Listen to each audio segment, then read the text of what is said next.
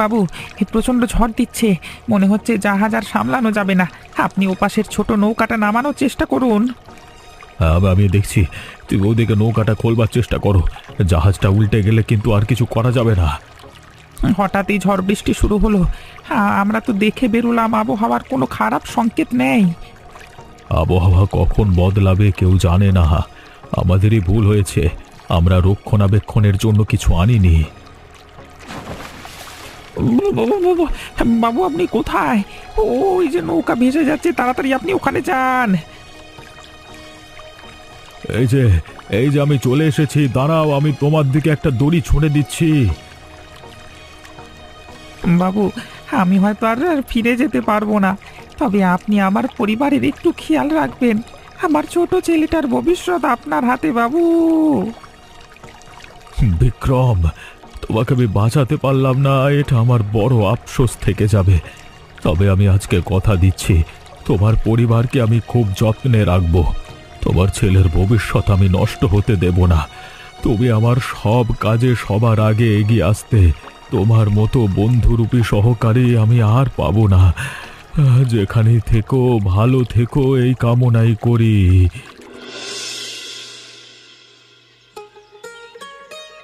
এই বাবু, তুই সকালবেলায় পড়তে না বসে এখানে মাছ ধরছিস? চল বাড়ি চল। আজকে আমার পড়তে একদম ভালো লাগছে না, আজকে দিনটা ছুটি দাও না। আর একটা দিনও ছুটি দেওয়া যাবে না। তুই আমার সাথে এক্ষুনি ঘরে চল, না হলে কিন্তু মারতে মারতে নিয়ে যাব। কি হয়েছে গো মনিকা, ছেলেটাকে বকছো কেন? আর বলবেন না কাকিমা, এত দুষ্টু হয়েছে কি বলবো। সকালবেলায় পড়তে না বসে লুকিয়ে লুকিয়ে বাড়ি থেকে বেরিয়ে পড়েছে। তাই এই বয়সেই তো একটু দুষ্টুমি করবে, এটাই তো ওদের খেলাধুলা করার বয়স। কাকিমা, আপনি আর ওকে প্রশ্রয় দেবেন না, ছেলেটা প্রশ্রয় পেয়ে পেয়ে মাথায় উঠছে। আচ্ছা আচ্ছা, তা তোমার স্বামী কোথায়? আমাদের নতুন বরকে তো দেখাই হয়নি। কাকিমা, সে তো এখানে থাকে না, ব্যবসা বাণিজ্যের কাজ করে তো, তাই কখন কোথায় থাকে আমি নিজেই জানি না। ছেলেকে ভালো রাখবি বলে বিয়ে করলে, আর শেষ পর্যন্ত এমন ছেলেকে বিয়ে করলে যে বাড়িতেই থাকে না। না না কাকিমা, ও মাঝে মাঝে বাড়িতে আসে, টাকা পয়সা পাঠায়, আর এদিকের কাজ আমি সামলে নিই, কোনো অসুবিধা হয় না। যাক, তোরা ভালো থাকলেই আমিও খুশি। আর হ্যাঁ, ছেলেটাকে অত বকাঝকা করো না। আমি ঠিক বললাম তো রে রাহুল? একদম আমার মনের কথা বলে দিয়েছো তুমি, এই জন্যই তো তোমাকে আমি এত ভালোবাসি। আয় আয়, তোর জন্যই তো অপেক্ষা করছিলাম। নতুন বিয়ে করবার পর থেকে তো তোকে দেখাই যাচ্ছে না। খুড়ো, আস্তে আস্তে এসব কথা এমন চিৎকার করে বলো না, তুমি তো সব কিছুই জানো, বলো। আরে হ্যাঁ জানি, আর এটাও জানি যে এখানে কেউ নেই, তাই বললাম রে। আয় আয়, বসবি আয়। অনেকদিন তো তোমার সাথে কথাই হলো না, বলো কি খবর? আমি আর কি খবর বলবো বল, খবর তো তুই বলবি। দুটো বউকে নিয়ে ঘর সংসার করছিস বলে কথা। তুমি আবার শুরু করলে। এদিকে দুটো সংসার সামলাতে সামলাতে আমার কাল ঘাম ছুটে যাচ্ছে। আরে না রে না, আমি একটু মশকরা করছিলাম। তবে তুই অনেক ভালো কাজ করছিস। তুই কেন এসব করছিস আমি তো জানি। তোমাকে বিশ্বাস করে সবকিছু বলতে পারি, কারণ আমি জানি তুমি এসব কথা কাউকে বলবে না। ছেলেদের জীবনে অনেক কষ্ট থাকে রে, সেগুলো বলবার মতো মানুষ সে কখনো পায় না। আমি যেমন আমার কষ্ট বলবার জন্য তোকে পেয়েছি, তুইও আমাকে পেয়েছিস, তাই আমরা দুজনেই ভাগ্যবান। বেশ ভালো বললে তো, এই কথাটা তো আমি আগে ভেবে দেখিনি। আমি বলছি, তুই দুটো বউকে সামলাচ্ছিস কি করে? যদি কোনোদিন ধরা পড়ে যায় তখন কি হবে? বিক্রম ভাই ওপর থেকে সবকিছু দেখছে, ওর আশীর্বাদ মাথার উপর থাকলে সব ঠিকঠাক চলবে। কোনো মালিক যে তার কর্মচারীকে এতটাও ভালোবাসতে পারে, এই প্রথমবার দেখলাম। সত্যি এখন বুঝতে পারছি তোদের এত উন্নতি হয়েছে কেন। খুড়ো, আবার পরে কথা বলবো গো, একবার পাশের গ্রামে যেতে হবে, ওদিকে বউটা একা পড়ে আছে। আচ্ছা ঠিক আছে, যা, সময় পেলে আবার চলে আসি সেই মাচাতেই, আর জমিয়ে আড্ডা দেবো। হ্যাঁ, উফ, একটার পর একটা কাজে লেগেই আছে, একা আর পেরে উঠি না বাপু। রীতিকা, কেমন আছো? আমাকে চিনতে পারছো? কে? তুমি এখানে কি করছো? তোমাকে তো বলেছি আমার সামনে কখনো আসবে না। আমি এমনি এমনি তোমার সামনে ঢং করতে আসিনি। আমায় ছেড়ে দিয়ে যে তুমি কি বড় ভুল করেছো সেটাই বলতে এসেছি। দেখো, উল্টোপাল্টা কথা শোনার মতো সময় আমার কাছে নেই। আমার রাস্তা ছাড়ো বলছি, আমাকে যেতে দাও। দাঁড়াও দাঁড়াও, চলে গেলে হবে কি করে? আমার কথাটা তো শুনে যাও। এটা কি রকমের অসভ্যতামি? আমি তো তোমাকে বলেছি তোমার সঙ্গে আমার কোনো সম্পর্ক নেই। এভাবে আমার হাত ধরার অধিকার তোমাকে কে দিয়েছে? তোমার বরকে আমি অন্য মহিলার সাথে ঘুরতে দেখেছি, এরপরেও বলবে আমি মিথ্যে কথা বলছি? হ্যাঁ, আমি তোমার কথায় বিশ্বাস করি না। আমি আমার স্বামীকে সম্পূর্ণ বিশ্বাস করি, আর ও একজন ব্যবসায়ী। ব্যবসার জন্য অনেক মানুষের সঙ্গে কথাবার্তা বলতে হয়, এটাও জানি। তাই আমার সংসার ভাঙার চেষ্টা করো না। ঠিক আছে, যেদিন আমি তোমার স্বামীর ব্যাপারে প্রমাণ জোগাড় করতে পারবো সেই দিন আমায় বিয়ে করবে তো? আগে জোগাড় করো, তারপর ভেবে দেখো। আর আমি জানি এসব কোনোদিন হবে না। না না, ওইভাবে বললে তো হবে না, আমাকে ঠিক করে বলে যেতে হবে। আচ্ছা ঠিক আছে, আমি তোমায় বিয়ে করব। এবার শান্তি? না না, কালকে আমি যা দেখেছি ভুল দেখিনি। আগে মহিলার বাড়ি কোথায় সেটা জানতে হবে। এসব ব্যাপার দুলাল বাবু খুব ভালোভাবে জানবে। পীড়িতের বন্ধু বলে কথা, ওকে ধরতে হবে। অনেকক্ষণ বাইরে বাইরে ঘুরছি, এবার যাই বাড়ি গিয়ে স্নান খাওয়া সেরে লম্বা একটা ঘুম দিই। আরে ঘুরো, যাচ্ছ কোথায়? দাঁড়াও, তোমার সাথে একটু কথা আছে। তুই আমার রাস্তা আটকেছিস কেন? আমি এখন কোনো কিচ্ছু বলতে পারবো না, আমার তাড়া আছে। তারা দেখালে তো হবে না, আমার প্রত্যেকটা প্রশ্নের উত্তর আজকে চাই। আচ্ছা, যা বলবি তাড়াতাড়ি বল। কাজকর্ম তো তোর থাকে না, সারাদিন এদিক ওদিক ঘুরে বেড়াস। রুদ্র দ্বিতীয় বিয়ে করেছে তো, তার বউ কোথায় থাকে? দ্বিতীয় বিয়ে? ওসব উল্টো পাল্টা বকছিস কেন? আমি এসব ব্যাপারে কিছু জানি না, আর ওদের গোপন ব্যাপার আমি কি করে জানবো? হ্যাঁ, বল তাড়াতাড়ি শালা, আমাকে অন্য পদ্ধতি অবলম্বন করতে বাধ্য করিস না। আমি জানি তোর কাছে সব খবর আছে। এটা তুই কি করছিস? ছাড় ছাড়, আমাকে লাগছে, আমার ছাড় ছাড় বলছি। আজকে যদি তুই সত্য কথা না বলিস তাহলে কিন্তু আজকে তোর শেষ দিন। আমি জানি না বলছি তো, তুই কেন বিশ্বাস করছিস না? আমার আমার লাগছে লাগছে, ছাড়। বলবি না তাই তো? এবার দেখ, আরো জোরে টিপে ধরবো। ওঠ, কেমন লাগছে এবার দেখ। বল বল, বলবি কিনা বল। বলছি বলছি, আমি সব বলছি, আগে আমাকে ছাড়। পথে এসো বাচ্চা, এবার তাড়াতাড়ি বলে ফেলা দেখি। পাশের গ্রামে নদীর পাড়ে একটা কুটিরে থাকে ওই মেয়ে, আর কিছু জানি না আমি। আর কিছু জানবার আমার দরকারও নেই। ধন্যবাদ খুড়ো আমাকে বলবার জন্য। মা, মা বাবা কবে আসবে? আমার যে বাবার জন্য মন খারাপ করছে। চলে আসবে রে, 1 সপ্তাহ তো হলো মানুষটা বেরিয়েছে। দেখবি আজকালের মধ্যেই ঠিক চলে আসবে। এখন ভালো ছেলের মতো খেয়ে নে তো দেখি। না, আমি খাবো না। বাবা কোথায়, আমাকে সেখানে নিয়ে চলো না।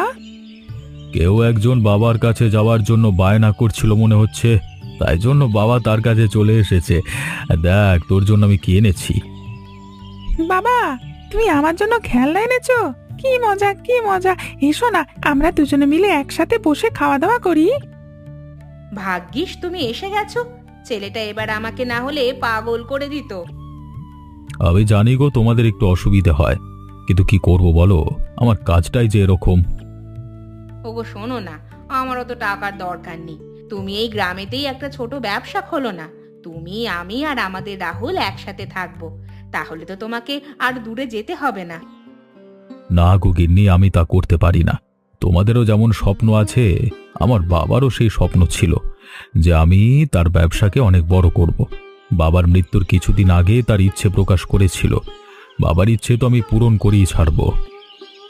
বাবা বাবা বাবা, তুমি আর কোথাও যেও না, তুমি আমাদের সাথে এখানেই থেকে যাও না। তুমি না থাকলে আমার একদম ভালো লাগে না। বাবা রাহুল, তা বললে তো হয় না। তুমি ভালো করে মন দিয়ে পড়াশোনা করো, আমি তো মাঝে মাঝে দেখা করতে আসবো। আচ্ছা আচ্ছা, এসব কথা পরে হবে। দুপুরবেলা বাড়িতে এলে নিশ্চয়ই কিছু খাওয়া হয়নি। এসো, তোমাকেও খেতে দিয়ে দিচ্ছি। হ্যাঁ গো হ্যাঁ, খেতে দাও, বড্ড ক্ষুধা লেগেছে। রিতিকা, বাড়িতে আছো? দরজা খোলো। তোমার কি হয়েছে বলো তো? তুমি তো রীতিমতো আমার পিছনে পড়ে গেছো। রাত দিন না দেখে তুমি আমার আগে পিছু ঘুরঘুর করছো। তোমার একটা খবর দেওয়ার আছে। খবরটা শুনে তুমি খুশি হবে কিনা জানি না, তবে আমি অনেক খুশি। এমন কি খবর দেবে যে আমি একেবারে দুঃখিত হয়ে পড়বো? আজকে সকালে তোমাকে যে ব্যাপারটা বলেছিলাম সেটা সত্যি, আর তার প্রমাণ পেতে গেলে কালকে সকালে চলে যেও পাশের গ্রামে নদীর পাড়ে। আমি শুধু শুধু নদীর পাড়ে গিয়ে কি করব শুনি? নদীর পাড়ে ঝুপড়ি বাড়িতে গেলেই তো বুঝতে পারবে আসল খেলা। ওখানে তোমার স্বামীর দ্বিতীয় বউ আছে। রাত দুপুরে এসে উল্টোপাল্টা কথা না বললেই নয়। সকাল থেকে তোমাকে বারণ করছি। আমি তো সত্যি কথাই বললাম, এবার আমাকে বিয়ে করতে হবে কিন্তু। আমি কেন তোমাকে বিয়ে করতে যাব? আমি কি জানি নাকি তুমি যেটা বলছো সেটা সত্যি নাকি মিথ্যে? আমি তো ওই জন্যই বলছি কালকে চলে যাও নদীর পাড়ে, তাহলে সবই বুঝতে পারবে। আমি নয় নদীর পাড়ে যাব, কিন্তু গিয়ে যদি দেখি ঘটনাটা মিথ্যে, তাহলে আমার জীবন থেকে চিরকালের মতো চলে যাবে তো? হ্যাঁ হ্যাঁ, চলে যাব। আমি তোমাকে কথা দিচ্ছি আর কোনোদিন জ্বালাতন করব না। আচ্ছা ঠিক আছে, দেখাই যাক। কাল আমি ঠিক সময় ওখানে পৌঁছে যাব। এই কাগজে ওই বাড়ির ঠিকানা লেখা আছে, তোমাকে দিয়ে গেলাম। খুঁজতে বেশি কষ্ট করতে হবে না। আহা, চাটা কি সুন্দর বানিয়েছো গো গিন্নি, আর একটু পাওয়া যাবে? কেন যাবে না? অবশ্যই পাওয়া যাবে। তুমি আমায় এমন ভাবে বলছো যেন কোথাও নিমন্ত্রণে এসেছো। না সেটা নয়, যদি পরিমাণ মতো করো তাহলে, মানে আমি যদি সব খেয়ে নিই তোমাদের তো কম পড়ে যাবে, তাই বললাম। আরে না গো না, কম পড়বে না। তোমার যতটা ইচ্ছা ততটা খাও। রুদ্র, একবার এদিকে শোনো, তোমার সাথে জরুরি কথা আছে, একবার উঠে এসো তো। কি হয়েছে খুড়ো, তুমি এত তাড়াহুড়ো করে এলে কেন? সব বলছি, তুই কানটা এইদিকে নিয়ে আয়। বৌমার সামনে বলা যাবে না। সে কি, এত কিছু ঘটে গেছে, কেশবকে আমি ছাড়বো না। চলো, আমি এক্ষুনি যাবো ওর বাড়িতে। আজকে একটা হেস্ত নেস্ত করেই ছাড়বো আমি। কি হয়েছে গো? তোমাদের দেখে মনে হচ্ছে তোমরা খুব চিন্তিত। আমি তোমাকে সব পরে বলবো কিন্নি, এখন আমাকে বেরোতে হবে। প্রচুর ঝামেলা হয়ে গেছে। এই তো কাল এলে, এর মধ্যেই চলে যাবে? কি এমন হয়েছে গো? বৌমা, রুদ্র ফিরে এসে সবকিছু বলবে তোমাকে। এখন দয়া করে বাধা দিও না, অনেক বড় কেলেঙ্কারি ঘটেছে। আচ্ছা আচ্ছা, তাহলে তোমরা সাবধানে যেও আর তাড়াতাড়ি বাড়ি ফিরে এসো গো। আমার যে প্রচুর চিন্তা হচ্ছে। চিন্তার কিছু বিষয় নাই গো গিন্নি, তুমি নিশ্চিন্তে থাকো।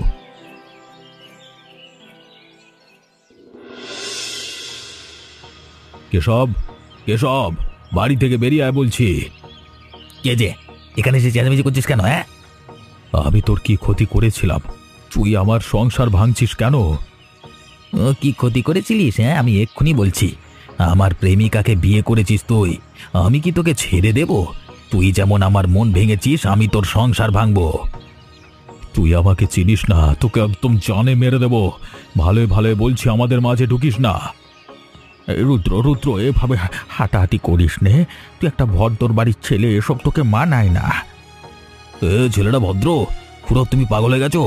যে ছেলেটা বাড়িতে বিবাহিত বউ রেখে আরেকটা বিয়ে করে সে নাকি ভদ্র? আমার যা ইচ্ছে হবে আমি তাই করব।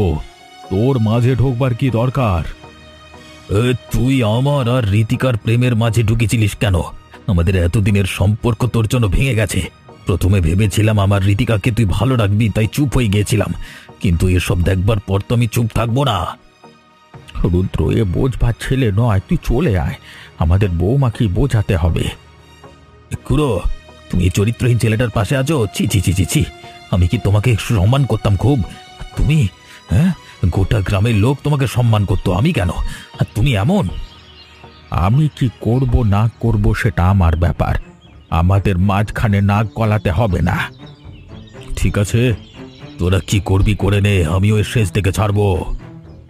আমাদের পারিবারিক সম্পর্কটা ঠিক হোক, তারপর তোকে মজা দেখাবো আমি।